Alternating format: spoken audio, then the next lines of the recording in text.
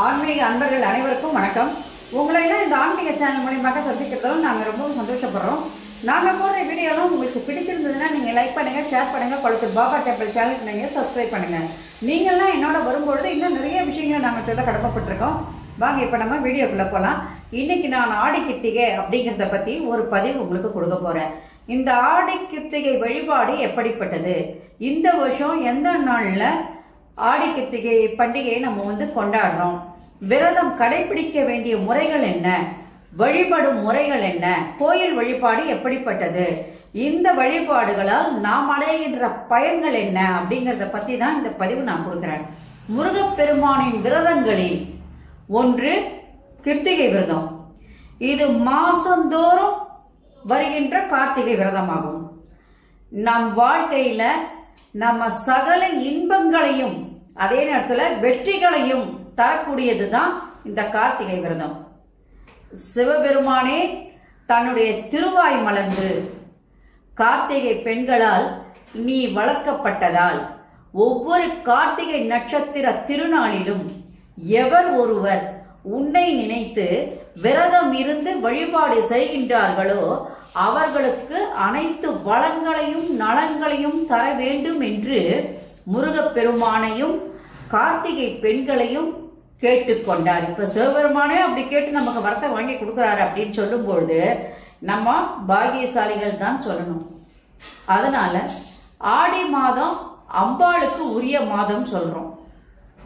அதனால ஆடிகை மாசத்துல நம்ம முருகனை கும்பிடும் போது முருகன் வழிபாட்டோடு சேர்ந்து நமக்கு அம்பாளினுடைய அனுகிரகமும் கண்டிப்பாக கிடைக்கக்கூடிய ஒரு நல்ல விரதமாக இது இருக்குது. வருஷத்துல 3 விரதங்கள் ரொம்ப முக்கியமானதுன்னு சொல்றோம். ஒன்று ஆடி கிருத்திகை, ஒன்று தை கிருத்திகை, ஒன்று கார்த்திகை மாதம் வருகின்ற கிருத்திகை. அதுதான் நம்ம கார்த்திகை தீபம் கூட நம்ம அன்னைக்கு சொல்லி அந்த வழிபாடுகளை செய்யறோம். இந்த 3 கிருத்திகை விரதங்களையும் எவர் ஒருவர் தவறாத அனுஷ்டிக்கின்றார்களோ அவர்களுக்கு முருகப்பெருமானுடைய அருளால் தலைமை பண்பு ஆனது நிச்சயமாக, தலைமை பொறுப்பு அவங்களுக்கு நிச்சயமா கிடைக்கும். அதனால இது அவங்க போய் கேட்டு வாங்கிறது கிடையாது, அது தானாகவே அவர்களை அடைந்து விடும் என்பதுதான் உண்மை. சரி, விரதம் இந்த வருஷம் எந்த நாள்ல எந்த கிழமையில நம்ம கொண்டாடுறோம் அப்படின்றத இப்போ நான் சொல்றேன். இந்த வருஷம் ஆடி கிருத்திகை 29/7/2024 திங்கட்கிழமை அனுஷ்டிக்கப்படுகிறது. கிருத்திகை 2 பட்டு வருது, திங்கக்கிழமையும் இருக்கு, செவ்வாய்க்கிழமையும் இருக்கு. கிருத்திகை நட்சத்திரம் சொல்லும் போது அது 29ஆம் தேதி காலை பகல், அதாவது பகல் நேரம் 2:41 முதல் 30ஆம் தேதி செவ்வாய்க்கிழமை பகல் 1:40 வரை கிருத்திகை விரதம் அனுஷ்டிக்கப்படுகிறது. இப்போ விரதம் கடைபிடிக்க வேண்டிய முறைகள் என்ன அப்படின்னு சொன்னா, விரதம் கடைபிடிப்பவர்கள் கிருத்திகைக்கு முதல் நாள் இரவு அவங்க என்ன பண்ணணும்னா பால், பழம் இவை மட்டும்தான் எடுத்துக்கணும். மறுநாள் முழுவதும் எதுவும் சாப்பிடாம சாயங்காலம் 6 மணிக்கு வீட்டு வழிபாடு அல்லது கோயில் வழிபாடு செஞ்சு நம்ம என்ன படைச்சு சாமிக்கு படையல் போடுகிறோமோ அந்த படையில நாம் உண்டு அந்த விரதத்தை நம்ம கைவிடலாம். அதனால கர்ப்பிணி பெண்கள், பால் தரும் தாய்மார்கள், நோய் நொடி உள்ளவர்கள், வயதில் மூத்தவர்கள் இவர்கள் தங்களால் முடிந்த அளவு சிற்றுண்டி எடுத்துக்கிட்டு கூட விரதத்தை கடைபிடிக்கலாம். அதனால அவங்களுக்கு பரிபூர்ணமாக இறைவனுடைய அருள் நிச்சயமாக கிட்டும்னு சொல்லலாம். இப்போ வழிபடும் முறை அப்படின்னு பார்த்தீங்கன்னா, நம்ம அன்னைக்கு என்ன பண்ணியிருப்போம், நல்லா குளிச்சுட்டு வீட்டெல்லாம் சுத்தம் பண்ணி வச்சிருப்போம். முருகப்பெருமானுடைய சிலையோ அல்லது அவருடைய வேலோ இருக்கிறவங்க கண்டிப்பாக 5 அபிஷேகம் செய்யறது ரொம்பவும் உகந்தது. பால், இளநீர், தேன், தயிர், பஞ்சாமிர்தம், இந்த 5 அபிஷேகம் செஞ்சு சாமியை வழிபடுவது மிக மிக சிறந்தது. முடியல, நீங்கள் ஒரு வேளை ஆஃபீஸ் போறீங்க, இல்லை வீட்டு வேலைகள் அதிகமாக இருக்கு, எங்களால் முடியாது அப்படின்னு சொன்னால் ஒரு அபிஷேகமாவது பண்ணிட்டு, பால் அபிஷேகமாவது நீங்கள் கண்டிப்பாக இறைவனுக்கு செய்யணும். அதுதான் மிகவும் உயர்ந்தது. அது மட்டும் இல்லாமல் இப்போ சில பேர் வீட்டில் முருகன் படம் வச்சுருப்பாங்க. அந்த முருகன் படம் வச்சிருக்கிறவங்கெல்லாம் என்ன பண்ணால் வீட்டையெல்லாம் சுத்தம் பண்ணி வச்சுட்டு எல்லா படங்களையும் நல்லா தொடச்சிட்டு க்ளீனாக எல்லாத்துக்கும் சந்தன குங்குமம் எல்லாம் வைங்க. முக்கியமாக முருகன் படத்துக்கும் அழகாக அலங்காரம் பண்ணுங்க. எல்லா பூவுங்களையும் கட்டி வாசனை பூ என்னென்ன இருக்கோ அதெல்லாம் போட்டு அழகாக அந்த பூஜை அலமாரியை அலங்காரம் பண்ணிடுங்க. பழம், பூ, வெத்தலைப்பாக்கு இதெல்லாம் வந்து ரெடி பண்ணி வச்சுக்கோங்க. ஆராதனைக்கு வந்து முக்கியமாக நம்ம என்ன பண்ணுறோன்னா நமக்கு என்ன தேவையோ அதெல்லாம் வச்சுருப்போம். அதே நேரத்தில் கண்டிப்பாக ஏதாவது ஒரு பிரசாதம் வைக்கணும். அது நீங்கள் வந்து பாயசம் வைக்கலாம், அல்லது சக்கரை பொங்கலோ வெண்பொங்கலோ படைக்கலாம். முடியல அப்படின்னா ஒரு பால் வந்து கண்டிப்பாக ஒரு டம்ளர் பாலாவது வச்சு அதில் என்ன பண்ணணும், கொஞ்சம் சர்க்கரையும் ஏலக்காயும் தட்டி போட்டு நீங்கள் சாமிக்கு வச்சா கூட போதுமானது தான். இதெல்லாம் முடிச்சதுக்கப்புறம் முக்கியமானது என்னென்னா, நம்ம எந்த அளவுக்கு இறைவன்கிட்ட போகிறோமோ அதனுடைய பலன்கள் நமக்கு நிச்சயமாக கிடைக்கும்ன்றது தான் உண்மையானது. அதனால நம்ம என்ன பண்ணணும், அன்னைக்கு முதல்ல எல்லா படையிலெல்லாம் போட்டு முடிச்சதுக்கப்புறம் சாமிக்கு கந்தர் அனுபூதி, கந்தர் அலங்காரம், திருப்புகள், 108 போற்றிகள், கந்த சஷ்டி கவசம், இதில் எது வேணாலும் நீங்கள் அன்றைக்கி படிக்கலாம். அதெல்லாம் படிக்கும்போது உள்ளன்போடு எல்லாத்தையும் மறந்து இறைவனோடு நம்ம ஒன்றுபட்டு அதில் வந்து வழிபாட்டில் ஈடுபடணும். 108 போற்றிகள் சொன்னீங்கன்னா ரொம்ப முக்கியமானது, ரொம்ப ரொம்ப நல்லது. அதுக்கு நீங்கள் என்ன பண்ணலான்னா மலர்கள் எடுத்து வச்சுக்கோங்க. 108 போற்றி சொல்லி அந்த படமோ அல்லது விக்கிரகமோ இருந்தால் அதுக்கு நீங்கள் வழிபாடு செய்யுங்க. இதெல்லாம் செஞ்சு முடிச்சதுக்கப்புறம் நீங்கள் என்ன படையில் படைச்சிருக்கீங்களோ அதை 4 பேருக்கு கொடுத்துட்டு நீங்களும் சாப்பிட்றது நல்லது. அது வீட்டில் இருந்தாலும் சரி, கோயில் இருந்தாலும் சரி, அது மிக மிக உயர்ந்தது. இப்போ கோயில் வழிபாடு அப்படின்னு பார்த்தீங்கன்னா அன்றைக்கு அன்றைய நாளில் எல்லா கோயில்களிலும் வழிபாடுகள் மிக மிக மிக சிறப்பாக இருக்கும். எல்லா முருகர் கோயிலையும் பார்த்தீங்கன்னா அலங்காரமும் ஆராதனைகளும் அபிஷேகங்களும் எல்லாம் வந்து கண்ணுக்கு குளிர்ச்சியாக இருக்கும் பார்க்கறதுக்கு.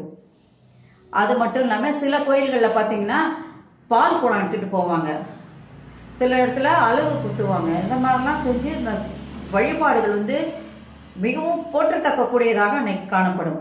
அந்த அபிஷேகங்களில் போய் நம்ம கண்டிப்பாக கலந்துக்கலாம். அபிஷேகத்துக்கு போகிறவங்க ஒரு பால் பேக்கெட்டோ இல்லை அது வந்து இளநீரோ நம்மளால என்ன முடியுதோ ஏதாவது ஒரு பொருளை கொண்டு போய் சாமிக்கு கொடுக்கலாம். ஒன்றும் முடியலனா கூட ஒரு பூ பேக்கெட் ஒன்று வாங்கிட்டு போய் சாமிக்கு கொடுக்கறது கூட நல்லது. பழங்களை வாங்கிட்டு போய் கொடுக்கலாம், உங்களுடைய விஷயம். அந்த பழங்கள்லாம் நீங்கள் வாங்கிட்டு போய் கொடுக்கறதெல்லாம் அவங்க வந்து பஞ்சாமிர்தம் பண்ணி சாமிக்கு வைக்கிறதுக்கு ரொம்ப உகந்ததாக இருக்கும். அது மட்டும் இல்லாமல் சிவரூபன் முருகன் என்பது காரணத்தினால் சிவரூபமே முருகன் தான். அதனால அவருக்கு ரொம்ப பிடிச்சதுன்னு சொல்லும்போது வில்வம், செவ்வலரி, முல்லை, தாமரை, ரோஜா இந்த பூக்கள்லாம் மிக மிக உகந்ததாக இருக்கும் அந்த பூஜையில். அதனால உங்களுக்கு கிடைச்சதுன்னா அந்த பூக்களை பாருங்க. அப்படி இல்லைன்னா உங்களுக்கு என்ன பூ கிடைக்குதோ அந்த பூக்களை கொண்டு போய் நீங்கள் என்ன பண்ணலாம், அந்த கோயில்களில் தரலாம். அது மட்டும் இல்லாமல் போகும்போது உங்களுக்கு முடிஞ்சதுன்னா வெண்பொங்கலோ சக்கரை பொங்கலோ அல்லது வேற ஏதாவது பிரசாதம் பண்ணி கொண்டு போய் நீங்கள் என்ன பண்ணலாம், முருகனுக்கு வழிபாட்டுக்கு கொடுத்துட்டு பூஜையெல்லாம் முடிச்சதுக்கப்புறம் 4 பேருக்கு அதை விநியோகம் பண்ணிங்கன்னா அது மிக்க பலன் தரக்கூடியதாக இருக்கும். விரதம் இருக்கிறவங்கன்னு சொன்னால் வீட்டில் இருந்து 6 மணி பூஜையை முடிச்சுட்டு அந்த விரதத்தை கைவிடலாம். அப்படி இல்லையா கோயில்களில் போனீங்கன்னா 6 மணிக்கு ஒரு பூஜை நடக்கும். அந்த பூஜையெல்லாம் பார்த்துட்டு அபிஷேகங்கள்லாம் பார்த்து பூஜைகளை பார்த்து அங்கே கொடுக்குற அன்னதானத்தை வாங்கி நம்மளும் சாப்பிட்டு நம்ம விரதத்தை நம்ம அன்றைக்கி என்ன பண்ணலாம், கைவிடலாம்.